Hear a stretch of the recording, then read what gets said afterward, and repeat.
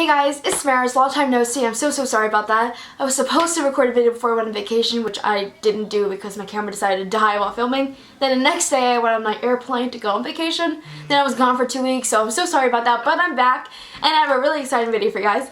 Well, I hope you guys like this video because this kind of topic really interests me. So if you didn't know, I did go to California and Hawaii, but mostly we're going to talk about California today. And I want to talk about a little friend called Cecil Hotel. And I'm just going to talk about like all the creepy, gory, dark stuff that's happened to the hotel and talk about what happened in the past and what's going on with it now. So I really hope you guys like this video, and if you do, don't forget to give this video a big thumbs up and subscribe for more videos. And if you're new to my channel, hi, I'm Damaris. I make videos on the internet because I hate myself. So let's get right into the video.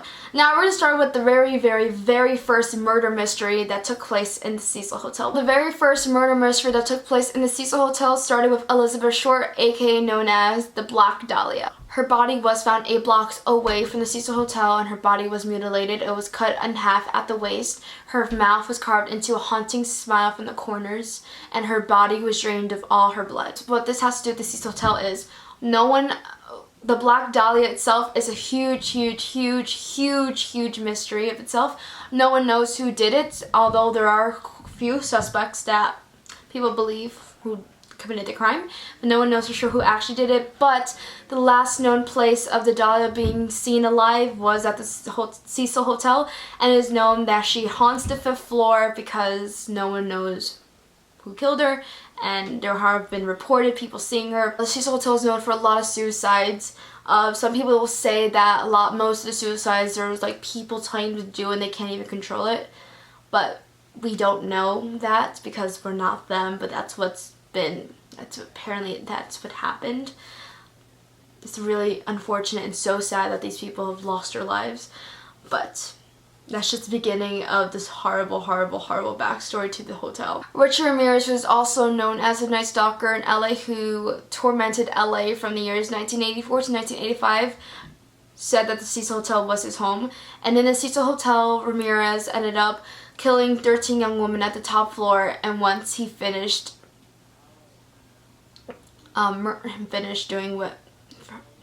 killing these poor innocent women, he would dump his clothes, like his bloody clothes, behind the dumpster in the back of the Cecil Hotel. The Cecil Hotel is also home to Jack Unterweger, who was a Richard Ramirez copycat, and he killed 3 prostitutes, and he chose these prostitutes as Richard Ramirez would see them, as he says. And here's a quote from Blumhouse about the copycatter murders.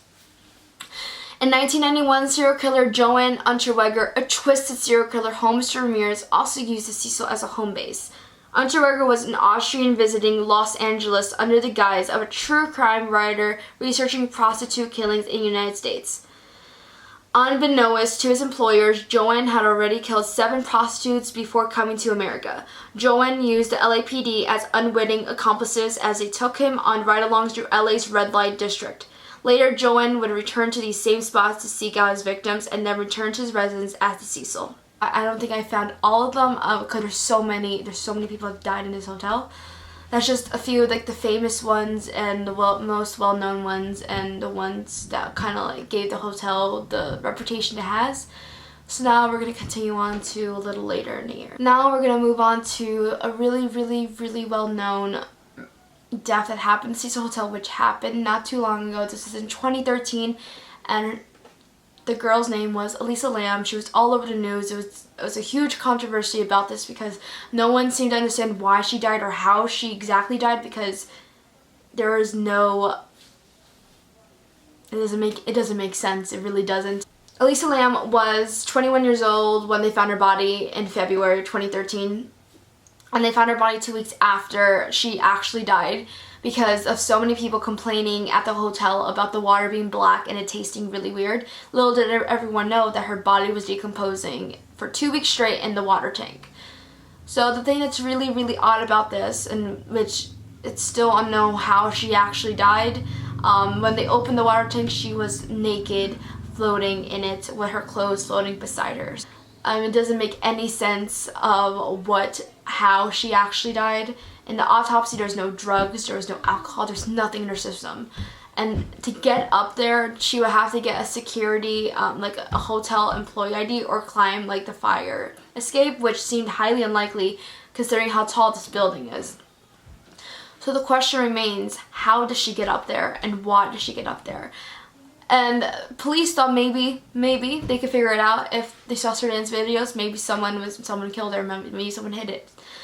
But also in the autopsy, there's no blunt object that caused her death, so that ruled out. They didn't know it was a homicide, they didn't know it was a suicide, they didn't know anything.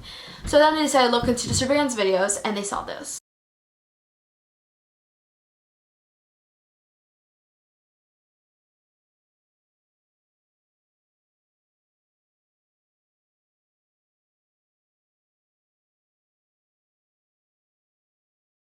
It's so scary to look at because it looks like she's running away from someone. I'm getting goosebumps. I'm getting like it's just so scary to think of. Like, it looks like she's on impression of drugs or she's running away from someone. But then why would she get out the elevator afterwards? It doesn't make sense. It doesn't, and it's scary. It's really scary to see because this is like her last moments alive. Like, you're watching her last moments alive. Because after this, that's when she went into the water tank. Oh my god, I'm getting so many goosebumps. I'm like really scared. Elisa Lam's family, I believe they tried to sue the hotel, but they lost. So I feel like they should have won because it's unexplained. Hotels, I don't know. I really don't know what to say, guys. So Lisa's death is still a mystery to this day. No one knows exactly why she died or how she died because it doesn't make sense. Because she gets up to where the water tank is.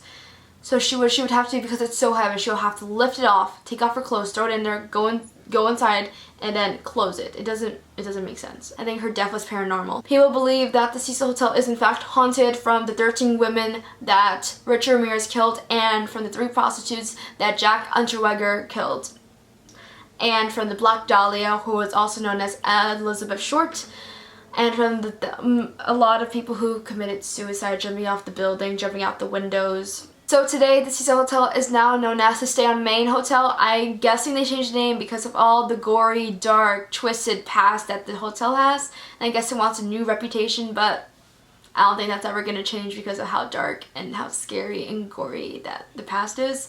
It's never going to leave them. So, yeah. Also, if you didn't know this, American Horror Stories Hotel was based on the Cecil Hotel, but everyone knows that. So, just throwing it out there if you didn't know that.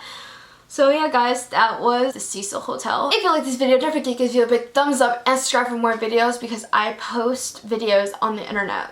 So that's interesting. And if you're interested, all my social media will be linked down below: Instagram, Twitter, and Snapchat. Only if you want to. You don't have to if you don't want to. I really hope you guys like this new thing I'm trying to do on my channel because I really like talking about this stuff and it's really interesting to me. And yeah, so if you guys want to see another video like this next week, please leave a comment down below. And if not, I'll just do a different video. So yeah, I love you guys so much. And have a natural people, and unicorns, and I'll see you in the next one. Bye!